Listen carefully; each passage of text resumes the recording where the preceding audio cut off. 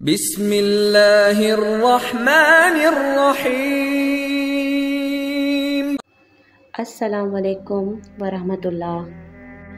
دوستو، کیا آپ جانتے ہیں کہ قربانی کرنے والے کو اللہ تعالیٰ کون سے 3 انعامات سے نوازتا ہے؟ جیسا کہ آپ سبھی کو معلوم ہے کہ 10، 11 اور 12 ذی الحج کو قربانی کرنا ہر صاحب استطاعت مسلمان پر فرض ہے۔ دوستو، یہ عید الاضحیٰ کا بابرکت دن تھا کہ جب نبی کریم صلی اللہ علیہ وسلم عید کی نماز ادا کر کے عیدگاہ سے واپس اپنے گھر تشریف لے جا رہے تھے کہ آپ کی خدمت میں 2 مینڈے قربانی کے لیے پیش کیے گئے۔ آپ نے اپنے دست مبارک میں چھری تھامی اور ذبح کے لیے تکبیر بھی پڑھی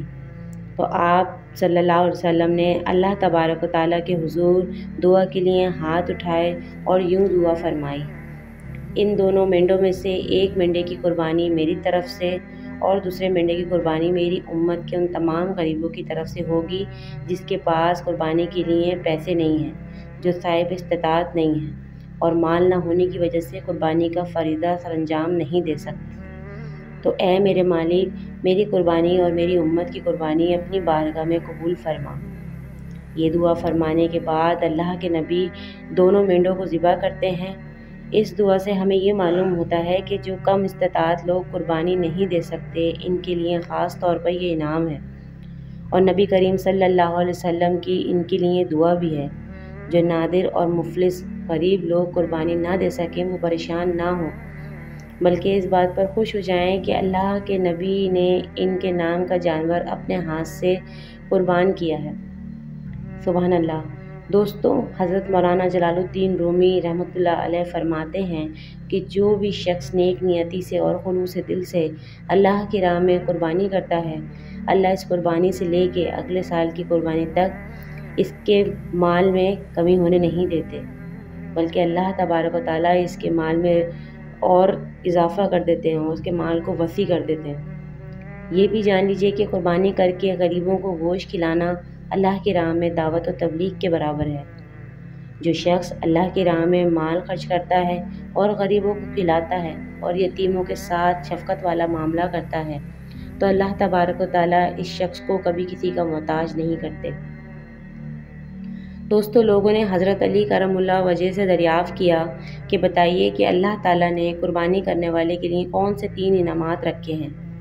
تو مولائے کائنات حضرت علی کرم اللہ وجہ نے فرمایا، پہلا انعام تو یہ ہے کہ اللہ تبارک و تعالیٰ ایک قربانی سے لے کے دوسری قربانی تک اس کے مال میں برکت نازل فرما دیتے ہیں۔ وہ ایک جانور کے لیے اللہ کی راہ میں پیسہ لگاتا ہے تو اللہ تبارک و تعالیٰ اس کو 10 جانوروں کے برابر مال و دولت عطا فرماتے ہیں۔ اندازہ کریں کہ ہمارے ملک میں کس قدر غربت ہے، اس لیے کہ ہمارے ملک میں کئی گھرانے ایسے ہیں جو سارا سال گوشت نہیں کھاتے، ان کے پاس گوشت خریدنے کے پیسے نہیں ہوتے۔ تو جب کوئی شخص اپنے مال میں سے جانور خرید کر ذبح کرتا ہے اور اللہ کی رضا کی خاطر اس جانور کے گوشت کو غریبوں میں تقسیم کرتا ہے جن کے بچے پورا سال گوشت نہیں کھا پاتے، تو ذرا سوچئے کہ اللہ اس بندے سے کتنا راضی ہوگا۔ دوستو، پہلا انعام تو یہ ہے کہ اس کے مال میں پورا سال برکت رہے گی۔ دوسرا انعام اللہ تعالیٰ یہ دیتے ہیں کہ قربانی کرنے والے شخص کے گناہوں کو اپنے فضل سے معاف کر دیتے ہیں۔ لہذا جو شخص اللہ تبارک تعالیٰ کی راہ میں جانور قربان کرتا ہے تو اس کے تمام پچھلے گناہوں کو مٹا کر اللہ تعالیٰ اسے پاک صاف فرما دیتے ہیں، کیونکہ یہ بھی ہمارے نبی کریم صلی اللہ علیہ وآلہ وسلم کا فرمان عالی شان ہے کہ قربانی کے جانور کے گلے سے نکلنے والا خون کا پہلا قطرہ زمین پر بعد میں گرتا ہے، اللہ تعالیٰ اس شخص کے تمام گناہوں کو پہلے معاف فرما دیتے ہیں۔ سبحان اللہ۔ پھر حضرت علی کرم اللہ وجہ سے فرمایا کہ قربانی کرنے والے شخص کے لیے تیسرا انعام جو اللہ تبارک و تعالیٰ کی طرف سے ہے وہ اسے یہ دیا جاتا ہے کہ جو قیامت کے دن ذبح کرنے والے شخص کے جانور کو اس کے پاس بھیجا جائے گا، یعنی جس جانور کو اللہ کی راہ میں قربان کیا گیا تھا تو اس جانور کو اس کے ذبح کرنے والے مالک کے پاس بھیجا جائے گا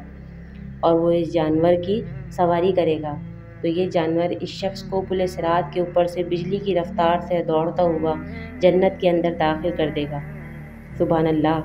اس لیے تو رسول اللہ صلی اللہ علیہ وسلم نے فرمایا ہے کہ قربانی کا جانور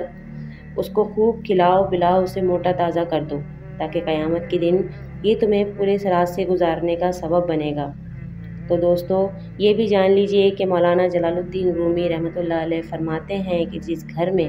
مال و دولت کے باوجود اور حیثیت و استطاعت کے باوجود جانور نہ ذبح کیا جاتا ہو تو وہ گھر و مکان اپنے اندر رہنے والوں کے لیے بد دعائیں کرتا ہے، اللہ تبارک و تعالیٰ سے شکوہ شکایت کرتا ہے اور گھر والوں کو مخاطب کر کے کہتا ہے کہ اے گھر والوں، جس طرح تم نے استطاعت کے باوجود مجھے قربانی کی دولت سے اور اس کی عظمت سے محروم رکھا، تو میں بھی دعا کرتا ہوں کہ اللہ تبارک و تعالیٰ تمہیں بھی اپنی رحمت، دولت اور رزق سے پورا ہی سال محروم رکھے۔ لیکن جس گھر میں قربانی کا جانور ذبح کیا جاتا ہے وہ مکان، وہ گھر اپنے اندر رہنے والوں کے لیے دعائیں کرتا ہے کہ اللہ اس گھر کے مکینوں پر اپنی رحمت فرما، اپنا کرم فرما۔ اس لیے اللہ سے دعا ہے جو صاحب استطاعت ہیں اللہ ان کے اندر قربانی کا جذبہ اور شوق پیدا کرے، اور جو صاحب استطاعت نہیں ہیں اللہ تبارک و تعالیٰ ان میں ہمت دے کہ وہ اللہ کی راہ میں جانور قربان کر سکے۔